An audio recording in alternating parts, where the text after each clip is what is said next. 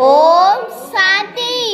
आज होची 17/7/26। अच्छा मीठा मीठा शिखिल दे संतान मानक प्रति माता पिता बाप दादांकर मधुर स्नेह संपन्न शुभेच्छा एवं सुप्रभात।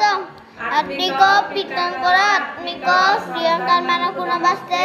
आत्मिक संतान मानकर आत्मिक बादन प्यार गुड मॉर्निंग नमस्ते नमस्ते नमस्ते।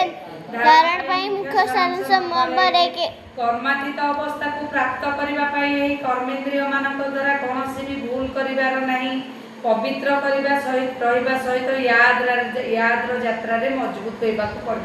कर्मेंद्रिय आखि कान सब हाथ गोड़ होची कर्मेंद्रिय ता सेतरे कोनोसी भूल करिबार नाही। नंबर 2 सर्वदा पुण्य आत्मा हेबा पाई शरीर तन मन धन द्वारा बाबा पाखरे समर्पण हेबाकू पड़िबो। थरे मात्र समर्पण हेले 21 जन्म पाई पुण्य आत्मा हो जिवो। वरदान सहज योग को निजर स्वभाव स्वाभाविक करुथिबा प्रत्येक विषय निपुण हो। जेपरि बाबा संतान अट एथिरे कोनोसी कम बेसी नाही।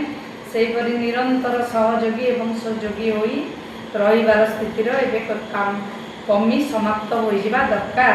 निरंतर योग तुमर स्वाभाविक नेचर रे परिणत हो जिबा दरकार। जेपरि काहार जदि कोनोसी नेचर थाए न चाहिए मध्य सेही नेचर रे वशीभूत होई कार्य करिथा।